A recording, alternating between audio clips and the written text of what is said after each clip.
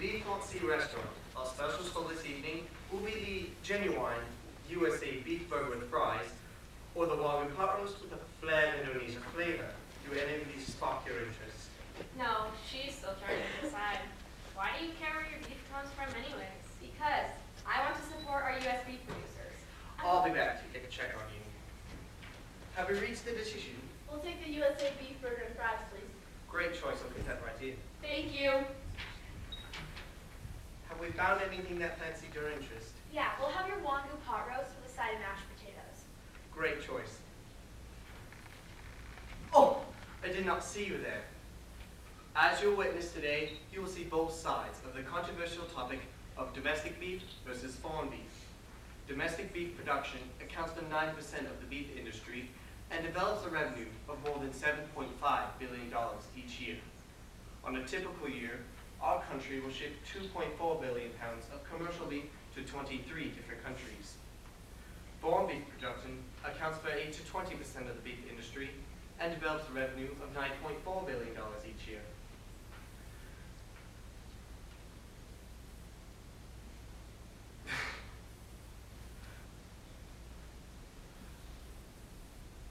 The controversy between these two industries arises with concern for the health of the product, the benefit for the cost, and the choice in highest standards.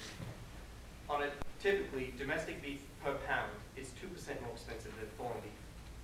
Both industries have a strong interest in the beef market. With that, we'll see both pros and cons of domestic beef to foreign beef. Hey, better get those orders in. I can help it overhear your discussion, and was wondering if I could give you a few pointers to help make your decision a little bit easier. Sure, that'd be great. Hi, my name is Kamisha Morris. I'm a member of the WTO, the World Trade Organization. We deal with the global rules and trade between nations. Our primary function is to ensure that trade can run as smoothly, predictably, and freely as possible. As a member of this board, I'm responsible with beef exportation, making sure that all regulations are met and held in check. So what are some of the regulations that we need to worry about? Well, we have to make sure that the quality of meat is the same between nations.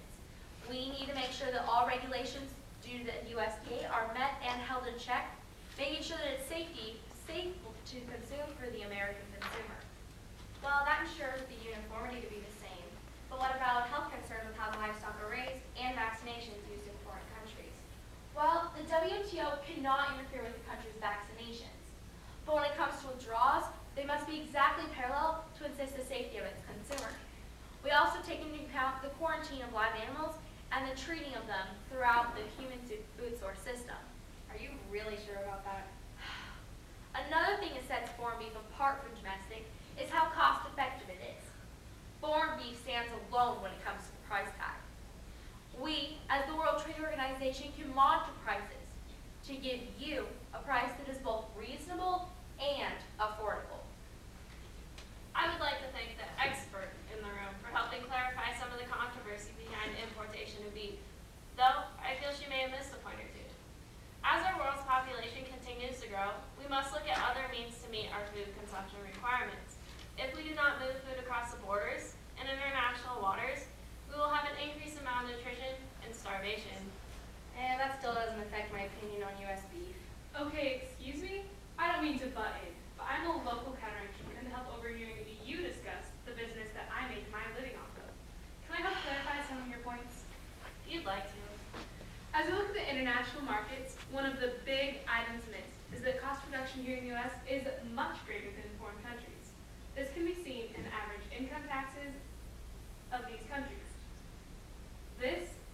For example, the cost of living in Argentina is 17% less than that of the US, and the average tax rate is 12% less.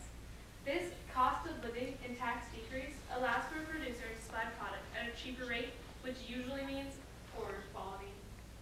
So we should really only be worried about taxes? Well, no, not just the tax and income, but do you really know how that steak was raised and how the animal was treated? Let me make it easier. If you have less money to spend on your operation because you made less money, then typically the health of your livestock is going to be poor. Here in the US, we have better access to vaccines and medicine than in foreign countries. Our cattle are treated with the highest degree of care. This is simply not the case with other countries and operations. They do not have the technology nor the money, and even if they did, they cannot afford these needs. So the health of our livestock and how are they raised is a concern as well. But wouldn't you agree that all meat shipped into our borders have to pass the USDA inspection? Well, yes, but not all beef has the US beef checkmark or our craft brand, do they? And those two items alone can make your mind much more at ease. Well, I believe I've made up my mind. Waiter? Wait a second. I believe we may not have a clear understanding of the importance of importing and exporting beef. What do you mean? Well, I'm a livestock trader and broker from Buckhead Beef. At our office in Miami, Florida, we focus on facilitating trade with U.S. producers and foreign consumers. We currently have 69 different contracts at a time. These export contracts are great for the U.S. producers as well as the economy. In fact, Japan consumes 152,763 metric tons of U.S. produced beef. This equals a total of 36% of their total beef, having a revenue of $1.32 billion. If we could not ship to these countries, our markets would suffer. So by having these exports, it helps our producers. Why do we import beef then? Well, funny you should ask that. With every trade agreement struck between countries, we must import a commodity of beef from their country in order to ship to theirs. For example, in the Argentina trade agreement, we must import 20,000 metric tons of processed and fresh beef in order to ship to their country. So as you can see, by having these agreements, it opens up markets for our U.S. producers. So it sounds like trade is a big benefit for our producers. Wait a minute. So you're saying that importing a cheaper product is good for our producers? The way I see it, it drives down our prices. Well, not necessarily. Having the ability to ship to these foreign consumers helps offset the price difference as well as balance out our markets. If we did not ship to these countries, we would see a lot more price influx. That settles it. I have my pick. I'm sorry if I may be a little late to the discussion, but can I give a viewpoint that directly impacts you? I guess we could always use a little more information. I'm a feedlot manager for the Flying Hot Ranch in Loveland, Colorado, and I'm biased for U.S. beef. I get to deal with cattle that are moved from Canada to the U.S. to be finished and slaughtered. No, I'm not saying Canadian beef are far from our standards. However, I've noticed a little faster grain and a little less disease. This disease issue is a concern to me. A few years ago, we had a mad cow disease, or BSE scare here in the U.S. It came from a dairy animal that crossed our borders and into the feedlot industry. This sent our foreign markets into a tumble. Japan banned our beef until we could prove that this one cow was not of U.S. descent, nor was it raised here in the U.S. This sent our export markets down, and in turn drove down our export markets and hurt our producers. So when you think about importing beef, also realize it can be on the hook, and that can bring on a whole lot of other problems. We do have testing though. We have some testing. However, BSE can only be determined with the testing of the spinal fluid, which is typically done at a slaughterhouse. This is a problem as animals become more transient and move further from where they're born, the more likely we will have issues with disease transfer.